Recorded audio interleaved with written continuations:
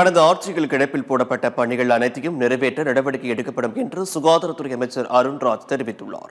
வளர்ச்சி திட்ட பணிகள் தொடர்பாக திருப்பூர் மாவட்ட ஆட்சியர் அலுவலகத்தில் ஆலோசனைக் கூட்டம் நடைபெற்றது. இக்கூட்டத்தில் அமைச்சர்கள் அருண்ராஜ், செங்கோட்டையன், கமலி, பல்வேறு துறைகள் சார்ந்த அதிகாரிகள் ஆகியோர் கலந்து கொண்டனர். இது தொடர்பாக செய்தியாளர்களை சந்தித்த அமைச்சர் அருண்ராஜ், அரசின் திட்டங்கள் மற்றும் நோக்கங்களை அதிகாரிகளுக்கு விளக்கும் வகையில் இந்த ஆய்வுக் கூட்டம் நடைபெற்றதாக குறிப்பிட்டார்.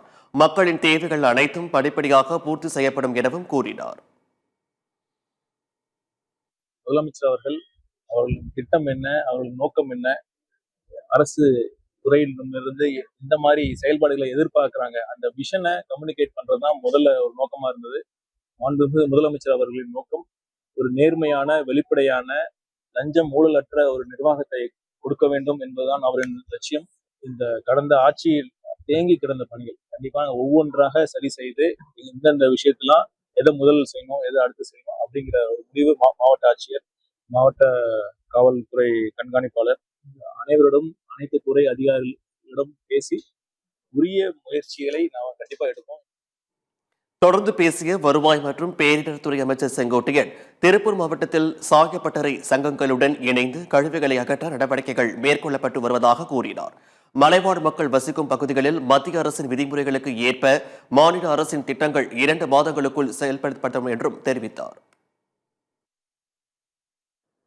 திருப்பூரில் பல்வேறு பணிகள், தேக்க பணிகள், திருப்பூர்ல இருக்கிற சாயப்பட்டறையுடைய நிலைகள், திருப்பூரில் தேங்கி இருக்கிற குப்பை, அதே போல மக்களுக்கு சரியான முறையில் குடிநீர், இது போன்ற பல்வேறு பணிகளை ஆய்வு செய்திருக்கிறோம்.